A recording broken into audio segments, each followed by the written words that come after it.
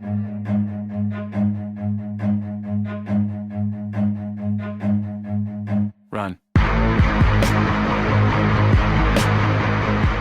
Hello, what is up, everybody?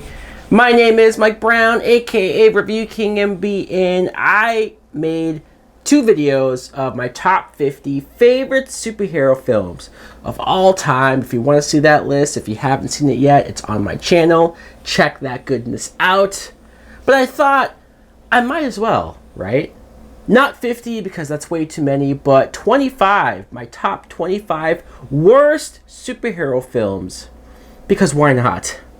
At number 25, and it pains me to put this movie on the list because I don't hate it, but Spider-Man 3 does deserve a spot here, strictly because of this could have been a perfect trilogy. Sam Raimi's Spider-Man movies, the first 2, I think, are great, amazing films. They're in like my top 10 of my favorite superhero movies ever. So when you get to the 3rd movie and you have Mary Jane be whiny and complainy and annoying, it hurts.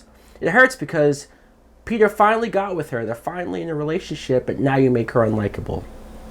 Then you have the build-up in the 2nd movie of Harry Osborn becoming the new Goblin and becoming the main villain, you think, until you knock him out, you give him amnesia, and he's nothing. He's an afterthought. And then you have his idiot butler who just now decides to tell him the truth about his father and Spider-Man not really killing him after he spent all of this time making Peter's life a living hell, after he got his own face blown off from fighting Spider-Man. Way to go! You have Sandman as a villain who I think the effects are really good for him, and there's moments of him fighting Spider-Man that are really well done. But his backstory of him being a criminal because his daughter's sick, not really a whole lot to it. Very cliched. That's true. And I just don't like the fact that they retcon the whole, oh yeah, that guy from the first movie, he didn't really shoot Ben Parker. The Sandman did. What? Really? Did we have to change that or do that? And then there's Venom. Venom being played by Topher Grace. You only get Venom for like 10 minutes, maybe, until he gets killed off. 24, another Spider-Man movie, The Amazing Spiderman 2. Another film that I don't hate, but it's one of those situations where we rebooted the franchise with The Amazing Spider-Man. The 2nd movie, they repeat all of the same mistakes that they made in Spider-Man 3, where there's way too many villains. You have Elektra, Jamie Foxx, who's very weird at the beginning. He's the geeky, nerdy guy who's obsessed with Spider-Man, almost like Jim Carrey in Batman Forever, where he's just obsessed with him, and then when he turns evil, he just hates Spider-Man, really for no good reason, just because he has to. Dane DeHaan as the new Harry Osborn and his side plot of needing Spider-Man's blood for this virus. Oh wait, there's more.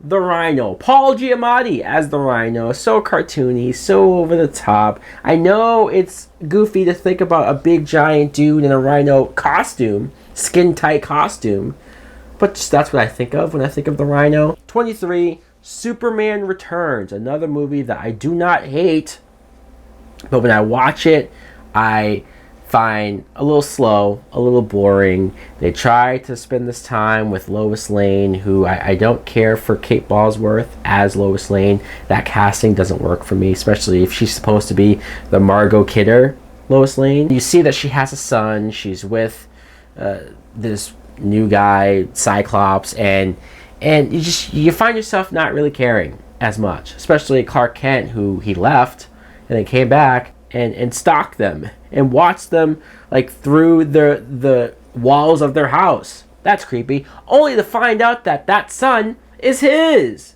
So he made Superman a deadbeat dad. But Kevin Spacey as Lex Luthor, you think that sounds like a great casting, but he's acting goofy. He's acting like the Gene Hackman Lex, which is the Lex I never really loved and cared for. Growing Kryptonian land. Once again, Luthor with land, but this time he wants crystal land. No creature, no one with powers, no one for him to physically punch and fight. Number 22, Ghost Rider. Ghost Rider is a movie that, again, I can sit down and watch. I can. But this first film failed because it wasn't dark enough. It wasn't edgy enough, let's be honest. You have Nicolas Cage as Johnny Blaze, who's a guy, let's talk about this. He sold his soul to the devil. He should be a messed up, just tortured person. But when he's older, you see that he eats jelly beans instead of drinking alcohol, like in the comic. A relationship with Roxy, Eva Mendes, and she's good to look at, but not much behind her. And the demons in the movie, I remember when I first saw it, I thought looked good, but you watch it now, the CGI doesn't hold up. Even the CGI for Ghost Rider himself doesn't hold up. 21, Hulk. Ang Lee's Hulk. This is a movie that I can watch in parts. I can get clips, or I can put the DVD on and watch like sections of the movie. But watching the whole thing, as long as it is, it's all about Bruce Banner and the psychology behind him and his backstory with his father, Nick Nolte. Yes, Nick Nolte's crazy ass is in this movie. Watching the Hulk fight giant mutated dogs, and then watching him fight this huge electrical manifestation of his father is not the type of Hulk fighting and battles that I want to see. 20, Fantastic Four, The Rise of the Silver Surfer. This is one of those films that, like, I'm a defender of that first Fantastic Four movie. As much as they didn't make Doctor Doom interesting in that first movie, whatever that was interesting, they undo here, because he was a guy who lost his looks and became disfigured, and that's why he wore the costume. So this movie, he has an interaction with the Silver Surfer that gets his looks back. So now he looks normal again, and then you have him working with the Fantastic Four, only for him to turn on them, and then he puts the Doctor Doom costume on, which doesn't make any sense. He's not disfigured. Like, you're just putting it on just because. Silver Surfer is the coolest thing about the film. The Silver Surfer is almost like, he's cool enough to where I almost don't have this movie on the list, because it's great to watch him flying around and doing Galactus's bidding, and the scene of him and Johnny Storm just chasing each other through New York is amazing. Galactus, which is the biggest travesty crime that this movie made. You made Galactus a big giant cloud, a big giant poop cloud. Fail. 19, and this is going to piss some people off. This is a personal choice here. Batman, the movie, the 1966 film.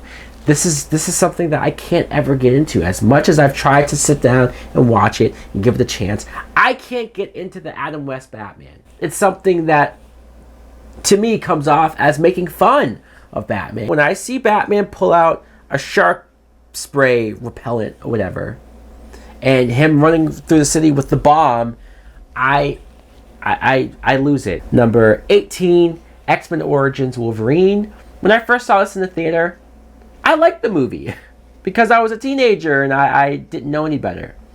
But now, so many years later, between the bastardization of Deadpool, thank God we got a Deadpool movie, so that almost takes the blow of that down. But the horrible, fluffy version of Wolverine's origin, of the experiment, and just how much tamer it looks compared to the flashbacks in X-Men 2. Because that looked horrific, that looked scary, that looked brutal, and then this one's just like, oh, okay, whatever. You have all these characters like Blob and a young Cyclops, a walking Professor Xavier, Emma Frost. The continuity is all over the place, it doesn't match anything. Wolverine's relationship with Silver Fox is something I never really cared about. Liev Schreiber is like one of the best parts of the film. He's imposing, he's scary, doing all those wars. Like, the whole movie should have been about that. The whole movie would have been great. Gambit. As of right now, the only version of Gambit we've seen in live action, and I don't blame Taylor Kitsch, but this was disappointing. The adamantium bullet is how he gets his amnesia. Really? 17, Ghost Rider Spirit of Vengeance. It's a part of me that looks at this as a guilty pleasure. I can watch the movie and have some fun with it, but at the same time, it disappoints me that they can never get this character truly right. The effects look better, and Nicolas Cage is crazier, and it's good. It is. It's good to see Nicolas Cage lose his mind, going all out, and Idris Elba's in the movie. It was cut and shot like it was a Crank movie because it was the same directors who did Crank. Too much craziness, too much going around to where you couldn't see everything that was going on. 16! Green Lantern.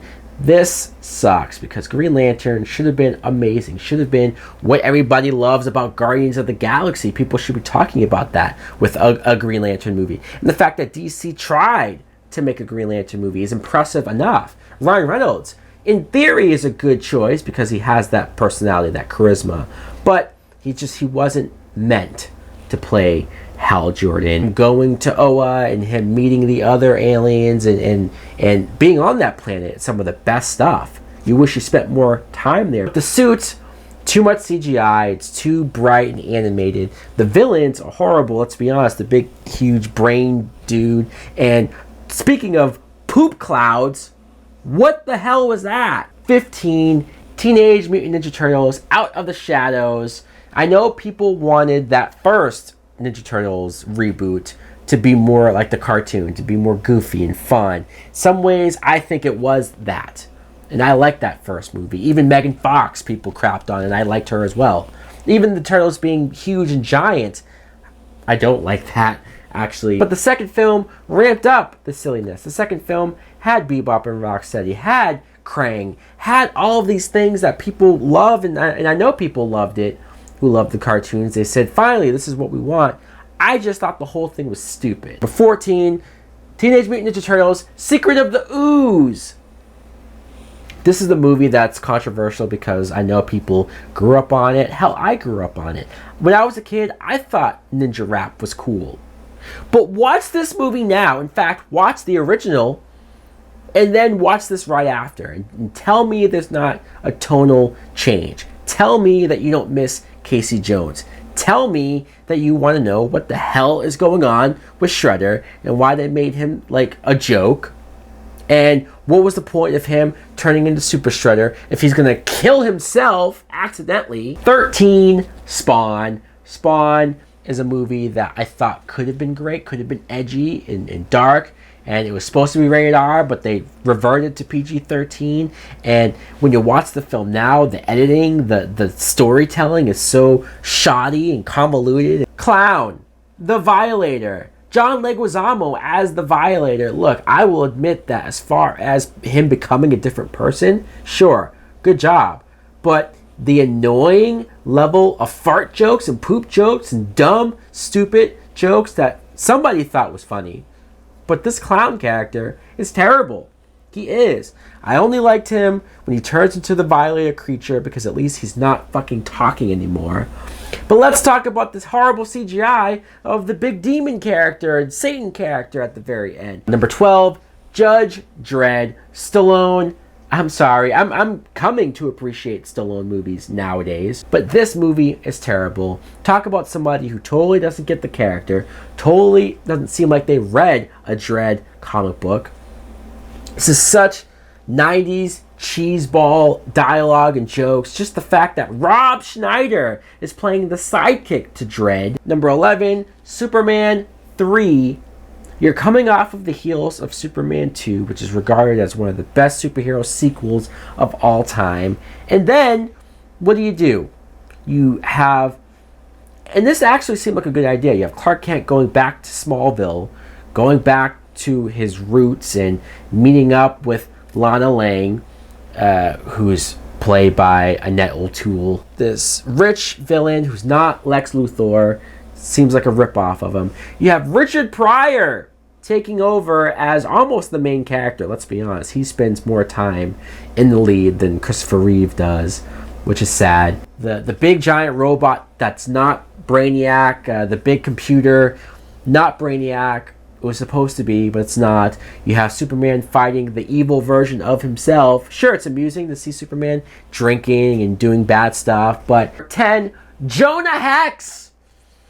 Oi, I was pretty looking forward to this movie because you had Josh Brolin as Jonah Hex, and I still think the casting is good. It could have been a Western. It should have been just a flat-out Western. But no, they decided to put CGI in it. They decided to go full hardcore superhero. Megan Fox in the movie As much as I like Megan Fox, she did not work here. She didn't. There are some movies where I'll defend her and say, no, she was good, or no, give her better credit, or no, but this I can't defend. 9, and I want to put this higher. But X-Men The Last Stand, this is a personal hate. Technically, it's not like the worst movie ever, but script-wise, story-wise, and direction-wise, I hate this fucking film. I hate what Brett Ratner did as far as killing Cyclops off. You killed him off like that, off-screen, only to just never be seen ever again. You're telling the Phoenix story, this big, huge story of Jean Grey coming back from the dead as a brand new entity, and then you see the backstory that basically you're telling me she always had this personality and that Professor X suppressed it. So now you're making Professor X look like a dick, and he's constantly seeming like a dick to Wolverine. And then you have Phoenix kill Xavier, destroy him. Why? Why not? You have Magneto, who watches Xavier die, but still decides to bring Jean into the Brotherhood. Why? If he can't control her, you think you can? You have Magneto, whose hideout is in the woods. Nowhere near metal. Completely useless. Seeing Rogue, like, she took a backseat in the second movie in some ways, but this movie even more so, because the whole film she's thinking about taking the Cure. Oh yeah, the Cure is in this movie. Angel being in this movie really for no good reason. 8, Steel. Remember Steel? I barely remember this movie. I only remember that it was Shaquille O'Neal as, hey, he was a black superhero. That's true, and that's cool. But he's a horrible actor. He's a horrible actor. He looked terrible in that suit, let's be honest. The plot was dumb. And like, you didn't even have this connected to the Chris Reeve movies. It just exists. You wouldn't even know that it's a comic book film. 7, Blade Trinity. Another situation where you have 2 really good first films and then you end it with this horrible third movie where Blade, Wesley Snipes, you can tell, is bored. He's annoyed. He hates the script. He hates everything that's going on. They brought in the Night Stalkers or whatever they're called, Ryan Reynolds and Jessica Biel, who I like them, but their characters, Ryan Reynolds, he's funny in the film, but it's like, that's not what these movies are. These movies aren't some big comedy fest. David Goyer, who wrote the first 2 films, directed and wrote this movie. It makes you go, how the hell did those first 2 movies come out the way that they did? Dracula, or Drake, as they call him here. Yes, they do. Horrible, horrible version of Dracula. 6, Supergirl. Man, for everyone who says, hey, they tried with Wonder Woman. Wonder Woman was the first one. First superhero female film. It's like, well, they did this in the 80s. Like 84, I think. Supergirl. But the problem is that this is what happens when you don't treat a character seriously, when you don't take a female character seriously. Fuck. It's so bad. It's so bad. The first time I watched the film, I was bored out of my mind. And it pissed me off more to read and find out that originally Christopher Reeve was supposed to be in the film, or he wanted to be in the movie. They wanted to have some connection there with the 2 of them, maybe even teaming up. No! 5, Fan 4 Stick. The Fantastic Four film, the reboot. I almost couldn't believe how bad it was, how out of order even the sequences were, how tonally the movie was all over the place, how horribly casted the movie is, even though the actors themselves are great. But to see them perform so bad, to see them be so emotionless and disconnected to these characters, for me to not care about any of them. They go to that other dimension and it looks like a big, huge green screen type of place that I can't count how many times they go back there, like 4 or 5 times. It's like, this is the only place that you guys can go to with all of this budget. Doctor Doom. You thought the original movies that Doctor Doom was bad. The fact that he's a hacker, he becomes one with that other dimension and wants to go back there, but then he wants to blow up Earth. Why? I don't know. He can blow people's heads up. You know, it doesn't make any sense. Nothing really makes any sense. You have Michael B. Jordan and Kate Mara as brother and sister, adopted, but Why? Number 4, Superman 4, The Quest for Peace. This is sad. It's sad to see Superman devolve into this pathetic of a story with nuclear war and Superman wanting to stop that. But then Lex Luthor takes a strand of Superman's hair, creates a Nuclear Man, and I'll never forget how dumb all of this is, with Nuclear Man growing long nails and scratching Superman's skin and getting him sick, and Superman's abilities being all over the place, like he has telekinesis now, and the big battle of them on the moon, but yet you could see like the curtains of the black background, like the effects were horrible.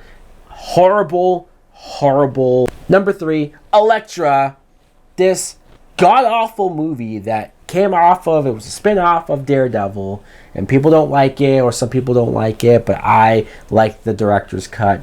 And Jennifer Garner, who I thought was good as this character, who I thought, hey, you're bringing her back from the dead, and you're going to show that she's an assassin, you could really go dark with this. You can really have her struggle with that. But no, you have her, like, first 5 minutes, she stops being an assassin. You have her living out in the jungle or the woods by herself. She's supposed to be contracted to take out this girl and her father, but for some reason, no real explanation, she doesn't kill them. The teenage girl being the chosen one, I didn't care about that at all. Such a waste of a character. Number 2, Batman and Robin. It's almost amazing, right, that this isn't number 1 because of what this did to the Batman character. Almost did to the Batman character. It almost ruined the Batman character. It almost killed the Batman franchise. It almost killed superhero movies in general. This should be number 1 just on principle, just because of Joel Schumacher not giving a fuck and just crapping all over this legacy, crapping all over this lore that I hold near and dear. And George Clooney in his horrible performance as Batman, Chris O'Donnell being a whiny little bitch as Robin, Alicia Silverstone as the worst version of Barbara, I can't even say Gordon, because she's not Gordon's daughter this time. No, she's Alfred's niece, straight from England without a British accent. Explain that to me. Like, she's probably the worst part of the movie because of how bad she plays this character, her and her street racing bullshit. Uma Thurman as Poison Ivy, there's so much wrong to be had. Bane and the dumbed down idiot gorilla mind version of Bane, the henchman. Mr. Freeze, Arnold Schwarzenegger and his puns. You can go on and on. The only reason why this isn't number 1 is because there's a part of me that can sit down and watch this movie and make fun of it and joke around and laugh by how dumb it is, because thank God we got the Dark Knight trilogy. Thank God we've moved past this. Thank God we've gotten better Batman movies, because if we never got a Batman movie, I would hate this movie more. I would. You would see me break every DVD I could find of this film. The Bat credit card for my number 1 worst superhero film of all time. You could probably tell what it is because I haven't talked about it yet. Catwoman! She's not even Selena Kyle. No, Halle Berry, who, let's be honest, she's been in far more bad movies than good at this point. She's playing Patience, who she finds out that the company she works for is doing this illegal stuff with skincare, makeup, and all this stuff. It apparently kills people. She finds out about it. These people kill her. They throw her in the trash, and she gets resurrected by cats. Now, I know the same thing happened in Batman Returns. Michelle Pfeiffer is resurrected by cats.